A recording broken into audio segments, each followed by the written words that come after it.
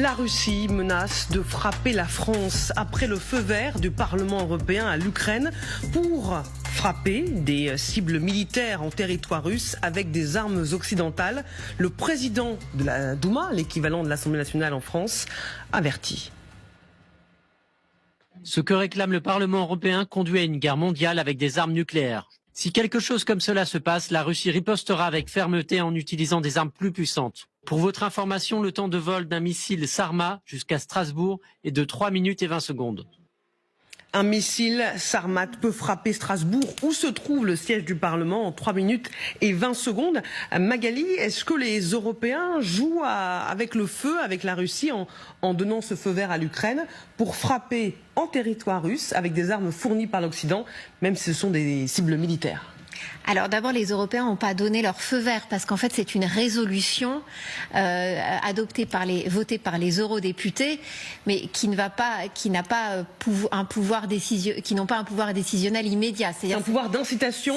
Voilà, c'est ça. C'est-à-dire que le Parlement européen a décidé de voter cette résolution qui réclame en effet davantage d'armement pour l'Ukraine, de tenir aussi les engagements européens, de livrer suffisamment de munitions, et qui demande aux dirigeants européens d'autoriser les Ukrainiens à pouvoir frapper dans la profondeur du territoire russe avec l'armement occidental. On sait que le débat n'en finit plus, il y a des hésitations occidentales, notamment américaines. Le Premier ministre britannique, il y a encore quelques jours, était à Washington. Cette question a été sur la table avec Joe Biden, qui n'a pas donné son feu vert. Et les dirigeants européens, quand même, attendent de voir la décision américaine. Et donc là, c'est un coup de pression que les eurodéputés mettent sur les dirigeants pour dire il faut aller plus vite, plus loin. Riposte immédiate de Moscou, qui, donc, par le biais du président du Parlement, qui répond donc au Parlement européen, vise directement Strasbourg, parce que hier c'était en session plénière à Strasbourg qu'a eu lieu le vote de cette résolution, et qui évidemment menace du feu nucléaire. C'est pas la première fois que le président de la Douma menace ainsi d'apocalypse nucléaire. C'était les mots qu'il avait employés la dernière fois. Le but toujours est le même du côté russe, c'est d'intimider, d'essayer d'enfoncer un coin chez les Européens. Cette résolution, elle a été votée très largement par les eurodéputés, mais il y en a quand même plus d'une centaine qui ont voté contre. Et on voit bien qu'il y a un débat en Europe sur la crainte de l'escalade. Faut-il aller jusqu'à frapper directement la Russie avec de l'armement occidental? Est-ce que ce n'est pas le moyen de déclencher la colère et les représailles de Vladimir Poutine? Est-ce qu'il ne va pas s'en servir comme prétexte? Il y a des craintes côté européen, côté occidental, et évidemment, les Russes appuient sur ces divisions. Guillaume Laganne.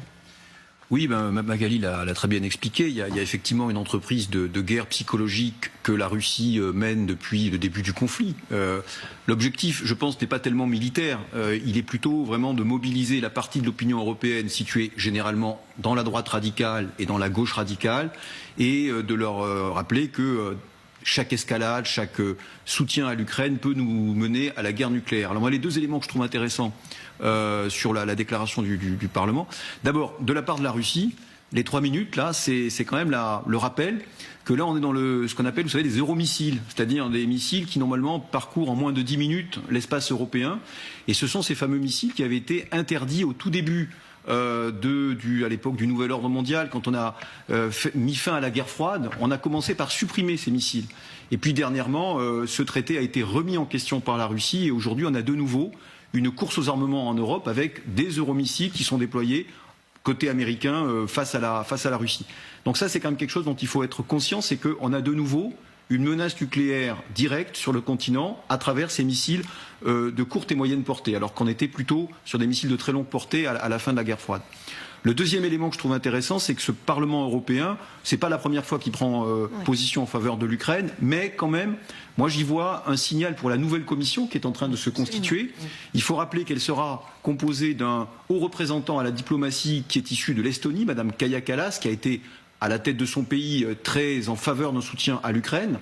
Et puis cette commission, elle a un commissaire à la défense c'est un Lituanien, et là aussi c'est une nouveauté. Jusque-là, vous savez, l'Union européenne ne se préoccupait pas beaucoup de défense. C'était plutôt une organisation économique tournée vers la paix. Et là, on voit que ces préoccupations militaires sont introduites dans le débat européen. Bien sûr, c'est un début. Bien sûr, on continue à attendre le feu vert américain pour tout ce qui ressemblerait à ces frappes directes sur le sol ukrainien. Pour l'instant, il n'y en a pas. Hein. Pas de feu vert de Washington. Pour l'instant, il n'y en a pas. Mais ce qui est intéressant, c'est de voir que les Européens commencent à discuter entre eux de ce sujet et à prendre conscience que l'idée française d'autonomie stratégique, elle est importante parce que face à un défi à la sécurité européenne, il ne serait pas complètement illégitime que les Européens puissent décider en collaboration avec les Américains, mais le cas échéant sans eux, de soutenir l'Ukraine de cette manière. Écoutez la réaction de Maria Zakharova, hein, la porte-parole du ministère des Affaires étrangères russe, évidemment, qui n'a pas du tout apprécié cette porte ouverte, si ce n'est pas un feu vert, du Parlement européen à l'utilisation d'armes occidentales pour frapper le territoire russe. Nous avons déjà dit à maintes reprises que l'Union européenne a perdu toute indépendance. Ils suivent sans réfléchir. Comme l'a dit une jeune fille rescapée d'un camp de concentration, les nazis voulaient nous faire perdre la tête et paralyser notre volonté. C'est ce qui est arrivé à l'Union européenne aujourd'hui. Elle a perdu la tête et paralysé sa volonté afin de continuer à suivre une voie conflictuelle et suicidaire pour elle.